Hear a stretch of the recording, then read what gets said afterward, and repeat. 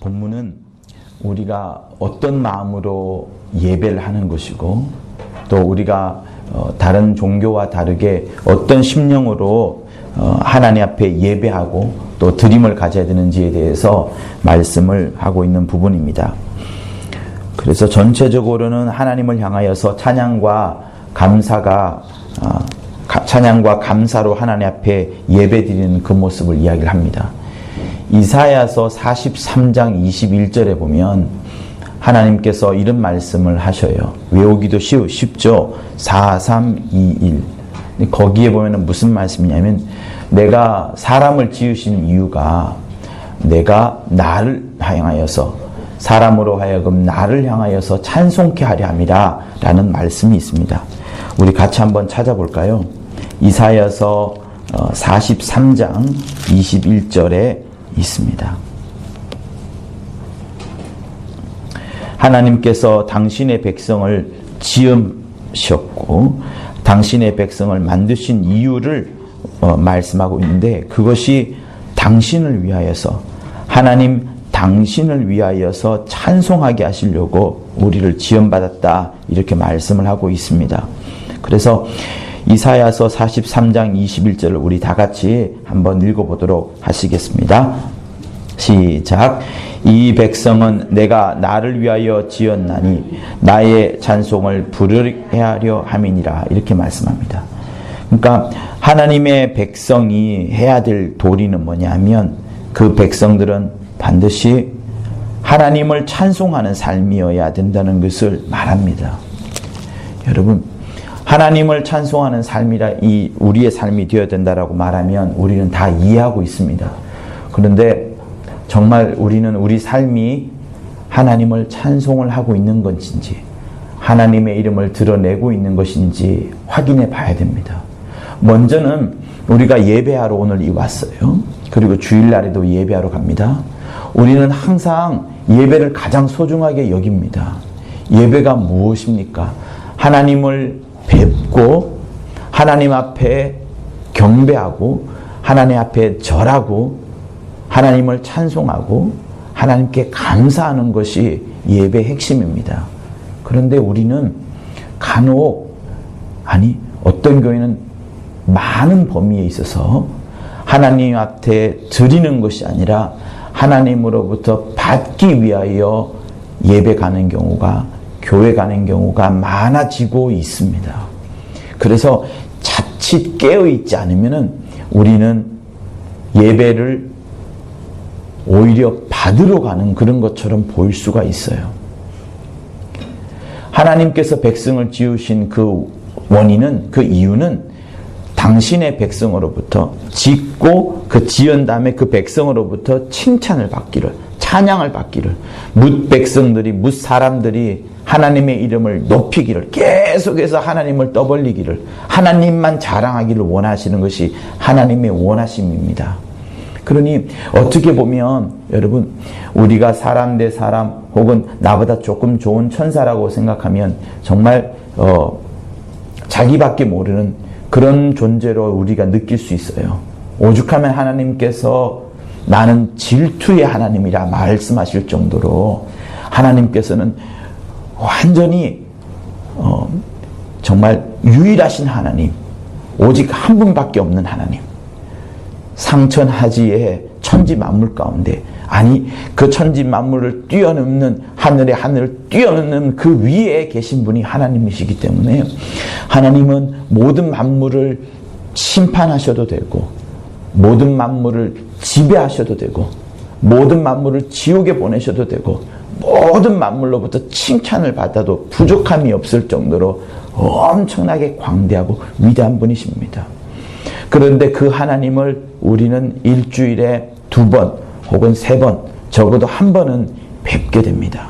그래서 하나님을 뵈러 간다 할 때에 그 뵙는 것은 우선은 우리가 하나님 앞에 경배하고 하나님 앞에 드리고 또 하나님을 찬양하고 또 하나님께 감사하는 마음을 가지는 것이 예배의 첫 번째 목표이자 예배의 첫 번째 원인입니다. 그런데 우리는 이후에 제가 조금 더 말씀하겠지만 우리는 그 반대로 하는 경우들이 많습니다. 자동차에 내비게이션이 있어요. 내비게이션이 있지만 지난번에 어떤 집사님이 어디 장례 가는 때였나? 내비게이션이 고장났습니다. 내비게이션이 고장나니까 어떻게 돼요? 얘가 방향 인식을 못하는 겁니다. 내비게이션이 방향 인식을 못하면 아무리 찍어도 그 길은 틀린 길을 갈 수밖에 없어요. 나는 이쪽으로 가고 싶은데 원래 내 목적지가 크리스찬 세계 선교센터인데 내가 가는 방향은 저기 안산으로 간다 하면 이게 정말 이상한 거 아니겠어요? 열심히 달리면 달릴수록 틀릴 수밖에 없습니다. 하나님께서 원하시는 목표와 하나님께서 원하시는 의도를 잘 맞추지 못하면 내가 열심을 내면 낼수록 오히려 틀린 길을 가는 거예요. 열심을 내면 낼수록 죄를 짓는 것밖에 되지 않습니다. 그래서 하나님의 방향이 뭔지, 하나님의 의도가 뭔지를 제일 먼저 간파하는 것이 중요한 거예요. 내비게이션을 딱 찍었으면 글로 딱 가야 되는데 전혀 다른 목표로 흘러간다 그러면은 우리는 그 내비게이션의 가치는 쓸모가 없는 그런 삶이 되는 겁니다. 마찬가지로 우리들도 마찬가지예요. 하나님의 자녀된 우리가 하나님이 원하시는 것을 알지 못하면 다른 방향으로 갈 것이고 잘못된 고장난 내비게이션처럼 다른 곳으로 갈 것이고 그러면 하나님 앞에는 가치가 없는 존재일 수 있어요. 구원은 하시겠죠. 그러나 구원이 아니라 전혀 하나님께는 귀하지 않는, 소중하지 않는, 꼭 필요한 대상으로 여기지 않는 그런 사람이라면, 그런 존재라면 우리가 이 땅을 살아가는 무슨 의미가 있겠습니까? 그래서 오늘 우리는 본문을 한두 가지씩 보면서 하나님께서 정말 어떤 마음으로 우리에게 예배를 드리고자 하는지 한번 살펴보았으면 하는 겁니다. 자, 2절에 보면은 기쁨으로 여호와를 섬기며 노래하며 그 앞에 나아갈지니라 이렇게 되어 있습니다. 예배 드릴 때에 기쁜 마음으로 또 하나님을 섬기면서 노래하면서 하나님 앞에 나아가는 것이 있습니다. 다시 말하면 이 2절에서 말씀하시는 주인공은 하나님이세요. 하나님 중심으로 예배를 드려야 된다는 것을 말합니다. 그런데 우리는 자칫 잘못하면 내가 대접을 받는 그런 경향들이 있어요. 한번 생각해 보십시오. 나는 옛날에 그런 경향이 없었는지 한번 살펴보십시오. 어떤 경우냐? 찬양대에서 멋진 찬양이 이루어집니다. 성가대에서. 그러면 그 성가대가 오늘은 찬양 잘했네, 찬양 못했네 라고 하면서 박수를 보냅니다. 그 박수 보내는 것이 그 찬양대가 잘했기 때문에, 잘해서 내가 마음이 조금 좋아지고 기쁘고 행복하기 때문에 박수를 보내는 거, 사실 그게 아닙니다. 찬양대가 찬양을 하는 이유는 뭐냐면 우리들의 예배를 받았다, 우리들의 헌금을 받았다, 그 받음에 대해서 하나님을 대신하여서 천사들이 화답하는 것이 성가대가 있는 제1목적입니다. 성가대의 제1목적은 자기들끼리 모여서 목소리를 한 목소리로 맞추고 화음을 잘 맞추어서 사람들이 볼 때 야, 멋진 성가대구나, 다른 어떤 오페라보다 비교해서 부족함이 없구나 라는 그런 차원이 아닙니다. 찬양대가, 성가대가 잘하든 못하든 상관이 없어요. 그들이 부르는 찬양은, 예배 때 부르는 찬양은요, 일단 헌금이 끝나고 나서 들으는 찬양은 하나님께서 너희들의 예배를 받으셨다, 너희들의 예배를 기쁨으로 하나님께서 흠모하셨다, 앞으로 계속하여서 그렇게 너희들은 찬양하고 감사하여라 하는 그것으로 우리에게 보여주는 겁니다. 자, 그런데 우리는 그 성가대에서 평가를 합니다. 오늘 저 사람 잘했네, 저 사람 예쁘네, 저 사람 옷이 조금 이상하네, 저 사람 왜 이렇게 피식피식 웃고 있지? 이런 여러 가지 것들을 판단한다면 우리는 잘못된 예배를 드리는 거예요. 거기는 누가 주인공인가 하면 하나님이 주인공이 아니라 자기가 마치 주인공이 되는 겁니다. 또 더해서요, 말씀도 여러분 판단을 합니다. 말씀을 판단하는 경우가 많아졌어요. 왜? 요즘은 어디든지 인터넷 클릭 몇 번만 하면 이 교회 설교, 저 교회 설교를 다 들을 수 있습니다. 심지어 해외에 있는 외국인 설교도 충분히 들을 수 있어요. 중국 베레아에서, 중국 베레아교회에서 하는 설교도 지금 능히 들을 수 있는 그런 시대가 되어버렸습니다. 그렇게 설교를 쉽게 얻다 보니까 우리가 이 사람 설교를 클릭할 수 있고, 마치 TV를 볼 때 모니터로요, A 채널, B 채널, C 채널 이렇게 막 돌려보고 내가 좋은 것을 찾아가는 그런 것처럼 설교도 그러한다 그러면 여러분, 우리는 정말이지 합당한 예배를 못 드리고 있는 겁니다. 그래서 찬양대에 대해서 내가 찬양대에서 찬양하는 팀을 보면서 오히려 우리는 하나님을 섬기는, 기쁨으로 하나님을 섬기는 마음으로 그의 찬양을 드려야 되는데 찬양을 판단하고, 설교 역시도 그 설교가 내게 은혜를 주느냐 안 주느냐에 판단하게 되면 여러분, 우리는 정말로 많은 것을 놓친 겁니다. 제가 여러분 이야기하잖아요. 앞에 강대상에 선 사람이 남자라 하든 여자라 하든 노인이든 어린아이든 상관이 없습니다. 말씀을 잘 전하든 못 전하든, 그 사람이 영어로 하든 불어로 하든 한국어로 하든 상관이 없어요. 우리에게 주어진 이 본문의 메시지가 여러분들한테 스며들고자 하는 것이 하나님의 뜻인 것이지, 그 사람이 말 잘하고 잘생기고 양복 멋지게 입었고 나이가 어떻고 이게 중요한 게 아닙니다. 그 사람의 과거도 중요하잖아요. 그 사람의 배경도 중요하지 않고 그 사람의 학벌도 중요하지 않습니다. 그 사람은 없어져야 되는 거예요. 그리고 무엇만 남아야 되느냐? 하나님의 말씀만이 남아야 되는 거예요. 말씀 속에 담겨있는 하나님의 뜻만이 남아야 되는 것이 설교의 핵심입니다. 그런데 우리는 내가 여호와를 섬기는 것이 아니라, 기쁜 마음으로 하나님을 섬기는 것이 아니라 내가 지금 판단하고 있어요. 내가 은혜가 된다, 저 말씀이 은혜가 된다, 은혜가 안 된다, 이렇게 판단해버리면 많은 것을 집니다. 그뿐만 아니에요. 끝나고 나갈 때, 안수할 때도 여러분, 우리는 머리를 갖다 댑니다. 그러면서 그 안수에 축복이 있기를 원합니다. 안수 통해서 뭔가가 고쳐지기를, 해결되기를 바랍니다. 사실은 이것도 아니에요. 안수를 통해서 하나님의 신령한 은혜가 내려지기를 원하지만 우리의 첫 번째 마음은 안수가 핵심이 아니고, 어떤 사람은 예배도 대충 드리고 막 주무시고 막 이러고 나갈 때 그냥 안수 잘 받는 그런 것으로 예배 다 드렸다고 생각합니다. 틀린 거예요. 예배의 핵심은 뭐냐면 기쁜 마음으로 하나님을 섬기는 그거, 기쁜 마음으로 노래하면서 찬송하면서 하나님 앞에 나아가는 그것에 있는 겁니다. 그런데 우리는 내가 대접받는 예배라면 정말로 많이 틀린 거예요. 사랑하는 성도 여러분, 이게 정말 기독교의 핵심입니다. 다른 종교와 다른 것이 그거예요. 여러분 중에 몇 분은 절에 가보지 않았습니까? 또 다른 종교 가봤을 거예요. 거기는 다 자기가 문제를 해결하려고 가는 것이죠. 내가 거기에 드리려고 가는 마음이 없습니다. 물론 뭐 절에 가서 주지스님에게 뭔가를 드리기도 하고 보시하기도 하지만 그것은 또 다른 대가, 내가 이것을 원하기 때문에 그 원하는 대가 때문에 드리는 것이지 다른 게 아니에요. 그런데 우리는 어떤 줄 아십니까? 예수 믿는 사람들은 구약 때도 그랬어요. 구약 때에도 하나님을 기쁜 마음으로 섬기려고, 하나님을 섬기려고 가는 게 예배입니다. 그런데 찬양대를 평가하거나 설교를 판단하거나 또 안수에 어떤 큰 힘을 실어주거나 신유에 어떤 뭔가를 바라거나, 여러분 다 선후가 틀린 거예요. 장기를 두는데 장기판 없이 장기 두는 것과 마찬가지고, 바둑판에 바둑판 없이 돌막 던지는 것과 똑같은 것이 바로 그런 겁니다.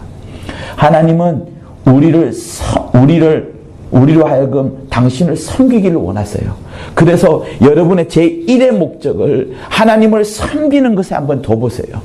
그리고 제2, 제3의 내 병고침이나 나의 문제를 해결받으려고 하면, 이게 제1순위가 하나님 앞에 딱 정해졌을 때, 하나님만이 나의 왕이다라는 것이 정해졌을 때 여러분 병도 고쳐지고 생각지 않았던 하나님의 응답을 받게 되는 겁니다. 정말로 그래요. 그러니까 여러분, 우리에게는 사실 고민도 없어요. 고민도 없고 욕심도 없고 없어야 되고 어떤 뭐 큰 뭔가를 사실 바라보는 것도 없어야 되는 거예요. 왜? 하나님 한 분만으로 충분해야 되거든요. 하나님을 섬기는 그것으로 충분해야 되는 것은요, 내 삶이 좀 어렵다 할지라도 하나님 한 분만으로 충분한 그거, 예배 때에도 하나님을 섬기려 하는 그 마음, 하나님 속으로 들려 하는 마음, 하나님 절대 신본주의로 들어가려는 마음이 있을 때 우린 이겨내게 되는 겁니다. 그러니 찬양을 할 때에도 하나님을 섬기는 거예요. 나를 대접하는 것이 아니라 하나님을 대접하는 겁니다.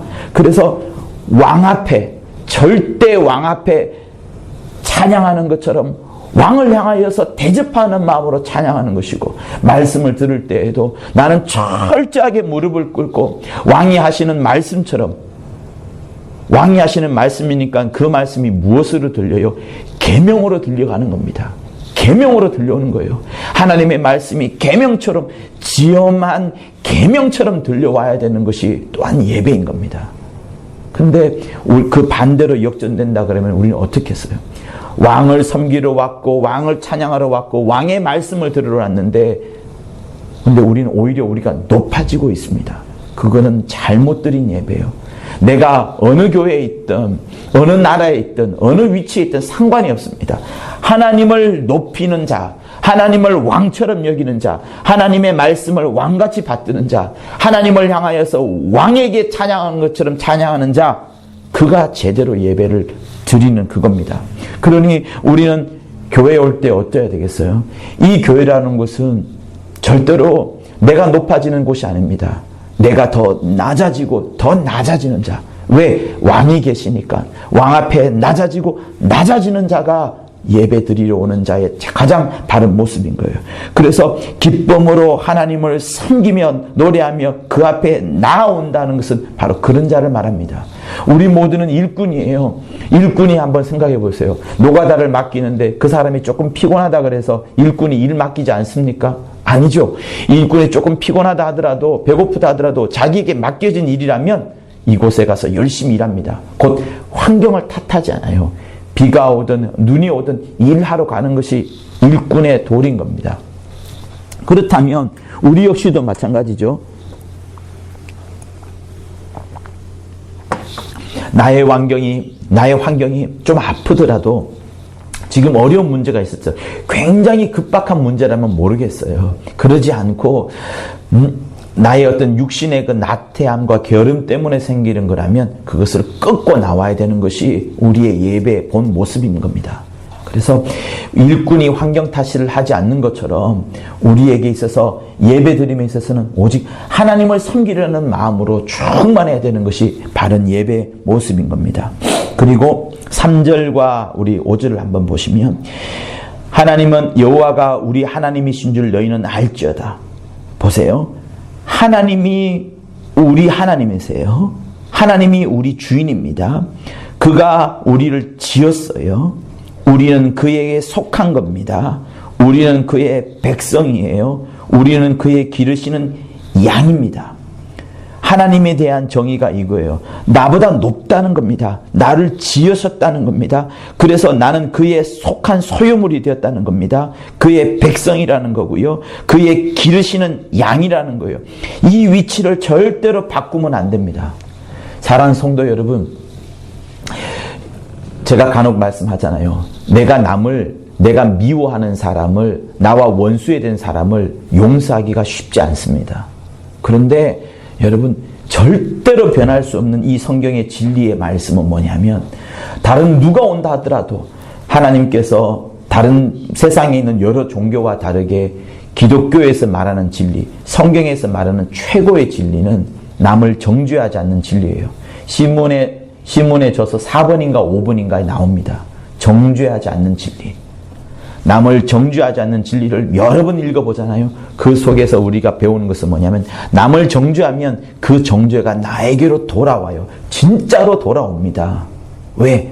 남을 판단하는 그 판단이 나 스스로를 판단하게 되어서 나를 절망으로, 멸망으로 이끌어가는 것이기 때문에 그렇습니다. 그 사람이 예수 안 믿는 사람이면 모르겠어요. 우리가 비판하고 판단하는 대상이 예수의 피가 없는 사람이라면 모르겠어요. 그런데 예수의 피가 있는 사람을 비판하고 판단하고 그를 죄인처럼 취급을 하게 되면 하나님께서 의롭다 하신 사람을 네가 죄인으로 취급하느냐? 하나님께서 이 사람을 영광스럽게 하신 자를 너가 죄인으로 마귀처럼 취급하느냐? 그럼 나도 그리하겠다라고 하신 것이 성경의 약속이에요. 그래서 주님은 우리에게 끊임없이 주기도문에도 죄사함을 이야기하고 주기도문이 끝난 다음에 또 우리에게 결론적으로 2번이나 남의 과실을 용서하라는 말씀이 있고 부활하신 다음에도 용서를 말하고 계속해서 말하는 겁니다. 주의 제자들이 이방 나라에 가서 전했던 것이 뭡니까? 그들은 전도했어요.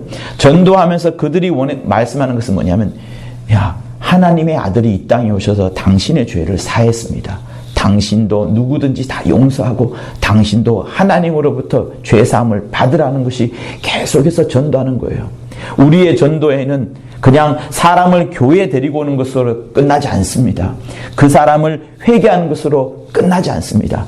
그 사람을 용서의 자리로 데려오고 용서하도록 하는 것이 우리에게 하나님이 정말로 원하시는 거예요. 그래서 이 진리를 우리는 지울 수가 없는 것이 중요한 부분입니다. 그런데 그러면 우리는 내가 저 사람과의 관계가 굉장히 나빠요. 도무지 용서할 수가 없습니다. 용서 못해요. 죽으면 죽었지 용서 못해요. 우리는 그런 말 자주 합니다. 그런데 여러분, 교회가 이 사태를 만나면서 하나님이 우리에게 가르쳐 주시는 거예요. 누구든지 용서해야 됩니다. 저쪽에 있는 사람들도요, 이쪽에 있는 사람들 용서해야 돼요. 저쪽에 있는 사람들이 가장 미워하는 대상이 있다면 그 대상을 용서하라는 것을 하나님께서 지금 말씀하고 있습니다. 마찬가지로 우리를 향하여서도 그렇게 말씀하시는 거예요. 하나님은 정확하시고 하나님은 누구에게나 평등하시고 하나님은 누구에게나 똑같습니다. 아브라함이 자기 손자를 죽이기가 쉽지 않아요. 자기 아들을 어떻게 죽여? 손자 말고 아들을 어떻게 죽여요? 절대 어렵습니다. 100세 난 아들인데 못 죽여요. 그런데 하나님을 사랑했기 때문에 아들을 죽이는 겁니다. 그랬더니 하나님께서 딱 박수를 치면서 네가 네 독자라도 그렇게 아끼지 아니하였으니 나도 그리하겠다라고 약속하시는 겁니다. 그래서 마침내 하나님 아버지께서도 감히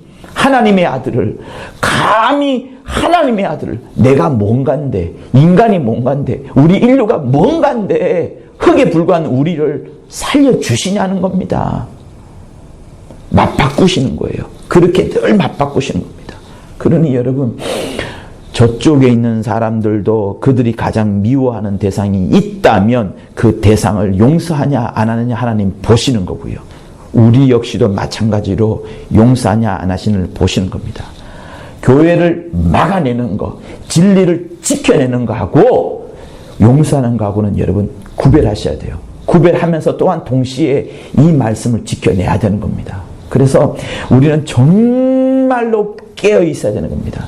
2017년, 2016년, 2018년 이게 언제까지 흘러갈지 알 수 없지만 하나님은 우리에게 날카로운 칼날을 들이밀고 있어요. 그리고 이 날카로운 칼날 밑에서 원수가 누가 떨어지냐를 지금 보고 있는 겁니다. 우리 교회만 사태가 아니에요, 여러분. 한국교회가 10년 동안에 개혁이라는 이 두 단어로 지금 홍역을 앓고 있습니다. 말은 좋아요. 개혁. 처음엔 좋았죠. 근데 그들의 입술에는 늘 나오는 것이 개혁밖에 없어요. 개혁이라는 이름으로 용서를 죽이고 있습니다. 루트의 칼을 힘입어서 교회를 전복시키고 있어요. 예수의 몸된 교회를 더 상치고 있는 것이 한국교회에 계속해서 일어나고 있는 상황입니다. 마찬가지로 여러분, 우리에게 있어서 그러므로 껴있어야 될 게 뭐냐? 하나님의 말씀을 원수 마귀는 그것을 갖고 우리를 속여요. 야, 너 이거 안 했잖아. 너 11조 안 했잖아. 너 남 용서하지 않잖아. 너 이거 못 지키고 있잖아. 라는 그 계속된 하나님의 말씀으로 끊임없이 우리를 비판하고 우리를 끊임없이 시험합니다. 여러분, 우리가 율법으로부터 자유를 받았어요. 우리는 원로 감독님으로부터 설교를 잘 들었기 때문에 율법과 복음을 구별할 줄 압니다. 그런데 율법은 구약에만 있는 게 아니에요, 여러분. 하나님의 말씀을요, 하나님의 말씀, 신약 성경에 나오는 복음의 말씀도 우리 앞에 계속 갖다 대기 시작하면 우리 지키는 사람 다 없어요. 그래서 뭐가 남느냐? 하나님의 엄하신 계명을, 주님을 사랑하기 때문에 그 말씀을 지켜내는 거예요. 하나님을 바라보기 때문에, 하나님을 사랑하기 때문에, 하나님으로 충만하기 때문에 남을 용서할 수 있는 힘이 생기는 겁니다. 그래서 제가 지금 3절과 5절에서 이 두 번째 포인트에서 여러분에게 강조하는 것은 하나님을 바라보는 마음이 우리 안에 충만해야 된다는 겁니다. 나를 바라보면 내 억울함 때문에 남 용서 못해요. 남을 바라보면 그 사람이 내게 했던 그 저지른 짓 때문에 그 사람을 용서하지 못합니다. 미워하고 질투하게 돼 있어요. 남과 나를 바라보면, 사람을 바라보게 되면 우리는 용서도 없고 아무것도 없습니다. 나를 바라보면 수양할 수밖에 없게 돼요. 그런데 하나님을 바라보는 겁니다. 오늘도 내일도 어제도 계속해서 하나님을 바라보는 겁니다. 제가 잠자리 들기 전에 꼭 하는 게 뭔지 아세요? 저는 스마트폰 절대 안 봅니다. 절대 안 봐요. 이걸로 알람도 안 맞춰놔요. 혹시 위험하면 맞춰놓기도 하죠. 멀리 갖다 둡니다. 제가 잠자리 들기 전에 꼭 하는 것은 뭐냐면 하나님께서 내게 베풀어 주었던 그 은혜를 깊이 생각합니다. 맞아, 그때 내게 베풀어 주었던 그 은혜를 깊이 생각하면 마음속에 어떤 마음이 들어요? 슬픔이 안 생겨요. 아무리 어렵다 할지라도 슬픔이 생기는 것이 아니고 기쁨이 충만합니다. 그 기쁨 가운데 잠결에 들어가는 거예요. 마치 아버지의, 엄마의 품 안에 있던 것처럼. 엄마의 품속에서 내 모든 말, 엄마한테 내 모든 이야기를 다 이야기하고 종알종알대고 지주렁대고 하는 그것처럼, 엄마의 품 안에 있는 것처럼 가장 기쁜 은혜 속에 있으면서 잠결에 들어요. 그래야지 여러분 남을 용서할 수 있습니다. 내 앞에 어떤 개파 목사가 있다 할지라도, 어떤 악한 자가 할지라도 그 사람이 눈에 들어오는 것이 아니라 하나님이 들어오기 때문에 능히 용서할 수 있게 되고, 능히 이겨낼 수 있게 되고, 능히 환경을 극복해낼 수 있게 되는 겁니다. 그래서 여러분 3절과 5절에서 우리에게 말씀합니다. 여호와가 우리 하나님이신 줄 너희는 알지어다. 하나님이 하나님이라는 거예요. 내 앞에 다른 누가 있지 않습니다. 하나님밖에 없어요. 그러면 나는 누구냐? 나는 하나님의 지으심 받은 자요, 그의 백성인 자요, 하나님이 나를 길러주시는 양이요, 나를 길러주신다는 거예요. 여호와는 선하시고 인자심이, 그의 인자심이 영원하다는 겁니다. 그의 성실함이 대대에 미친다는 겁니다. 얼마나 멋져요. 그래서 여러분, 우리는 다른 사람 생각하고 내 기도 제목 생각하고 다른 사람 미운 거 생각하면 영원히 우리 신앙생활은 성공할 수 없습니다. 적어도 이 교회에, 여기에 지금 수요 예배에 예배 드리러 오는 사람, 주일날 예배 드리러 오는 사람만큼은 누구의 생각으로? 하나님에 대한 생각으로 충만해야 되는 것이 바로 우리의 모습인 겁니다. 여러분들이 오직 하나님을 바라보는 거, 하나님을 바라보는 거, 내가 아니고 남도 아니고 하나님을 바라보는 그 마음으로 충만할 것을 예수 이름으로 부탁을 드립니다. 자, 그리고 마지막으로 더 중요한 부분이 있어요. 우리 4절을 같이 한번 읽어보도록 하겠습니다. 시작. 감사함으로 그 문에 들어가며 찬송함으로 그 궁정에 들어가서 그에게 감사하며 그 이름을 송축할지어다. 감사하는 마음으로 문에 들어가요. 찬송하는 마음으로 궁정에 들어갑니다. 그러니 한번 보세요. 예배 올 때에 여러분의 마음이 어떤 마음이어야 되냐면, 미리 우리 마음은 감사가 충만해야 되고 찬송이 충만해야 됩니다. 어떤 분들이 센터 로비 1층에 잔돈 교환하는 서비스를 비판하더라고요. 근데 저는 그 비판이 맞다라고 봐요. 왜냐하면은 잔돈을, 헌금을 미리 준비해야 되는데 주일날 거기 와서 준비한다고 하니 그것이 틀렸다라고 생각하시는 분이 말씀이더라고요. 그게 맞긴 맞습니다. 근데 성도들의 수요와 요구들은 굉장했었어요. 올산재단에서 그거 한번 가만히 있는데 사람들이 그토록 많이 와가지고 근 한 100몇 명이 잔돈 교환 좀 요청을 했었어요. 그래서 하게 된 겁니다. 그런데 우리의 마음은 원래 어때야 돼요? 월요일부터 시작하는 겁니다. 월요일부터 헌금을 준비하고 월요일부터 돌아오는 주일날에 내가 하나님 앞에 하나님을 배울 그거, 하나님 앞에 드릴 찬송과 감사를 준비하는 것이 우리의 모습이어야 되는 겁니다. 그리고 마침내 주일날 우리가 이 교회 예배당으로 들어올 때는 우리 마음에 어떤 불평이나 어떤 불만이 조금도 없어야지 그 사람에게 은혜가 가는 거예요. 구약의 사람들도 감사함으로 그 문에 들어갔고 찬송함으로 그 궁정에 들어갔는데 우리 마음속에 감사가 찬양이 없이 들어간다 그러면, 미리 준비하는 마음이 없이 들어간다 그러면 어떡하겠습니까? 자, 그리고 두 번째 있어요. 우리는 제가 맨 앞부분에도 말씀을 드렸던 것처럼 우리는 은혜 받는 마음이 충만합니다. 근데 예배는요, 은혜 받는 것이 여러분 목표가 아니에요. 그건 인본주의입니다. 물론 하나님께서 우리에게 은혜를 베풀어 주셔요. 그런데 그 은혜 직전에 하나님께서 우리를 부르신 겁니다. 나에게 예배하러 오라. 내 이름을 높이러 오라. 내 이름에 찬양과 감사를 드리러 오라. 교회에 올 때 지치고 힘든 마음으로 와요. 그래서 말씀 가운데 큰 은혜를 얻고 생명을 얻고 또 찬양하면서, 우리 교회는 그렇게 보편화되어 있지 않지만 다른 교회는 찬양하면서 온갖 몸을 이렇게 뒤틀죠. 그러면서 찬양 가운데 또 어떤 기쁨과 행복을 우리는 또 누리려고 하긴 합니다. 근데 그게 여러분 목표가 아니에요. 우리의 먼저 목표는, 우리가 원래 해야 될 바는 감사함과 하나님 앞에 찬송함이 먼저 있어야 되는 겁니다. 우리의 지친 마음을 하나님으로부터 위로받으려고 예배 오는 것이 아닙니다. 제가 아까 일꾼 이야기했잖아요. 일꾼은 그가 가는 환경이 어디든지 가니 상관이 없는 거예요.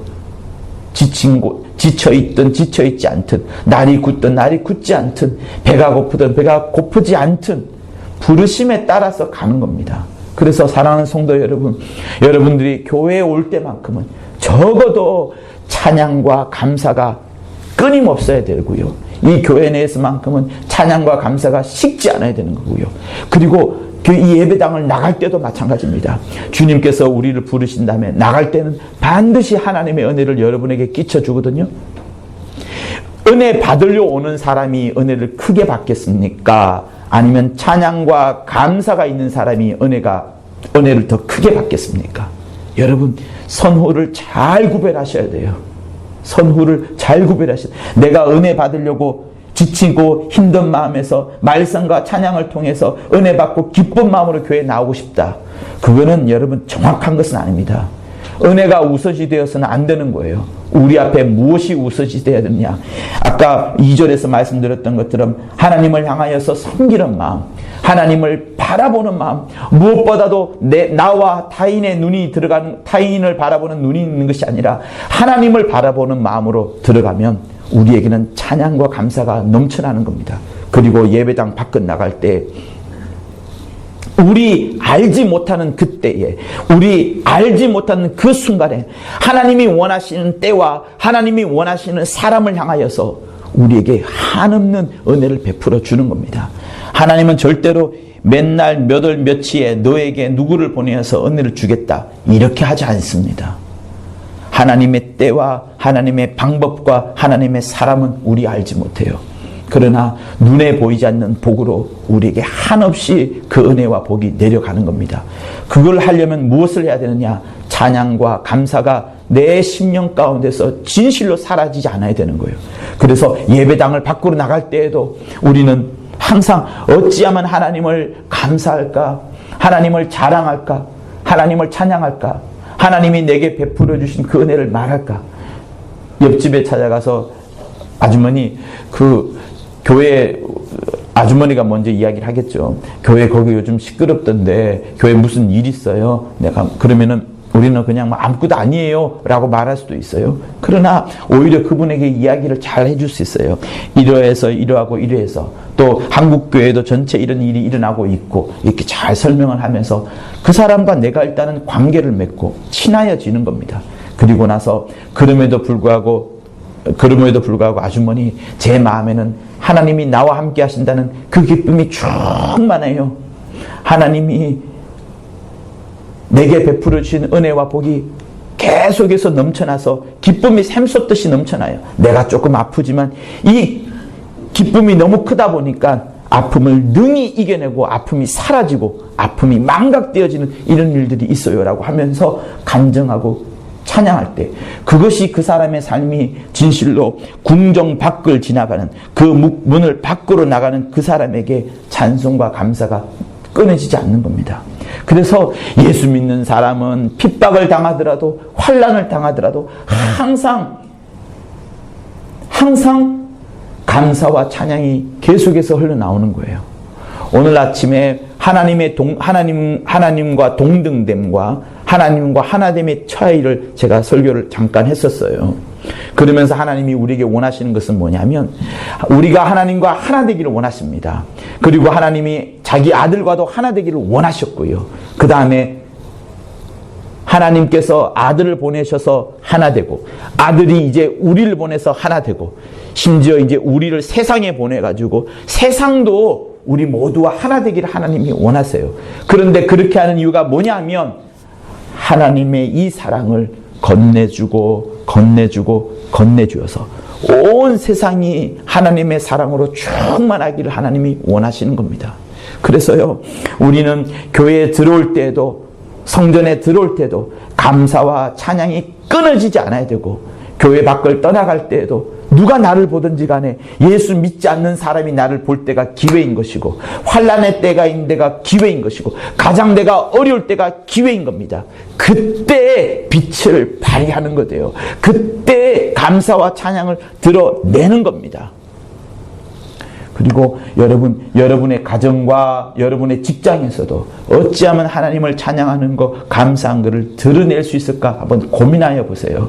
단순히 예수 믿으세요 라고 하지 말고 나의 삶 전체가 다, 나의 삶의 족족이 흐르는 그 숨쉼과 호흡들과 그 나의 행동들과 내 일거수일투족들이 어찌하면 하나님을 감사하는 것으로, 하나님을 찬양하는 것으로 드러내어 보여줄까 하는 것이 이 시대의 화두가 될 겁니다. 그래서 우리 사랑하는 성도들 모두는 다 하나님을 온전히 섬기고 하나님만을 바라보고 하나님을 찬양하고 감사하는 우리 성도들 될 것을 예수 이름으로 부탁을 드립니다. 특별히 예배당 안에서만큼은 감사와 찬양이 절대로 식지 아니하고 오히려 더 크게 분발하고 활화산처럼 넘쳐나는 여러분 될 것을 예수 이름으로 부탁드립니다. 여러분이 열심 내는 거 아니에요. 여러분이 아무리 열심 낸다 할지라도 그 열심의 방향이 틀리면 죄 짓는 것밖에 되지 않는다고 말씀했습니다. 여러분, 하나님이 여러분을 붙잡아 주시는 거예요. 여러분이 아무리 노력할지라도 안 됩니다. 여러분이 노력하는 것보다 여러분이 오히려 의지하는 것이 더 빠른 겁니다. 그래서 주님을 의지합니다라는 이 찬양은 우리 성락교에서 정말로 중요한 겁니다. 그렇게 의지하세요. 주님의 붙잡으심에 또 당신을 맡기세요. 오늘 우리가 배운 본문의 말씀에 여호와는 선하시다.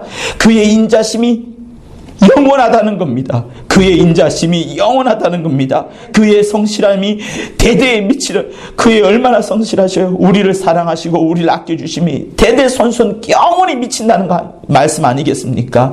그러므로 이 시간 다시 한번 하나님을 생각하세요. 나의 노력, 나의 수고를 생각하지 마시고 하나님의 선하심, 하나님의 인자하심, 하나님의 성실하심, 하나님께서 나를 붙들어 주심, 하나님께서 나에게 은혜를 베풀어 주심, 하나님께서 나를 붙잡아 주심을 다시 한번 기도하는 우리 모두 될 것을 예수 이름으로 부탁하면서 예수 한번 하며 기도하겠습니다. 예수여, 우리 사랑하는 성도들 하나님의 붙잡으심에 붙잡혀지도록 도와주옵소서. 하나님의 선하심에